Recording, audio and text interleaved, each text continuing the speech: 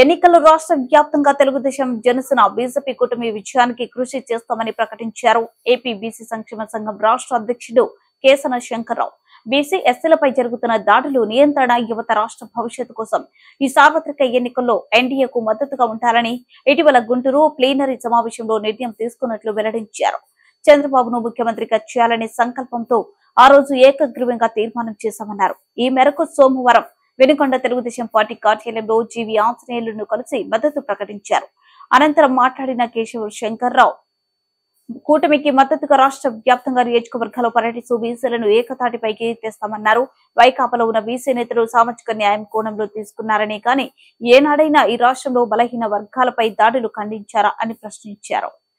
ఈ పరిస్థితిలో బలహీన వర్గాలు మొత్తం రాష్ట్రంలో మార్పును కోరుకుంటున్నారని స్పష్టం చేశారు. ఇదే బీసీ సంఘం అంతా జగన్మోహన్ రెడ్డి సపోర్ట్ చేసి గెలిపించారు.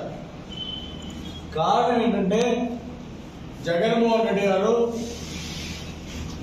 మా వైఎస్ఆర్ పార్టీ అధికారంలో రాగానే బీసీలకి లోన్లు పెంచుతాం, పెళ్లి కానుక ₹1,00,000 చేస్తాం, విదేశీ విద్యకి 25 లక్షలు చేస్తాం,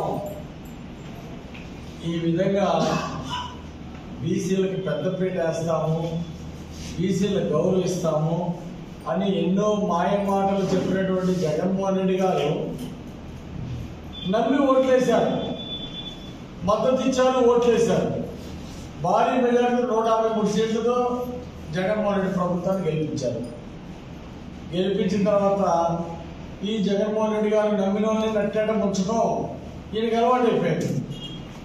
అసత్య ప్రచారాలు, చంద్రబాబు గారు లాంటి వాళ్ళ మీద అబద్ధవాడిన గోడ కట్టినట్టు ఆడతాడు జగన్మోహన్ రెడ్డి గారు. అలాగే అసత్య ప్రచారాలు చేస్తున్నాడు. ఓటమి భయంతో జగన్మోహన్ రెడ్డి గారు ప్రతిరోజు అసత్యాలు మాట్లాడుతున్నాడు. ఒక ముఖ్యమంత్రి, ఆపద్ధర్మ ముఖ్యమంత్రి హోదాలో, గతంలో ముఖ్యమంత్రి హోదాలో రోజుకి కొన్ని వందల అబద్ధాలు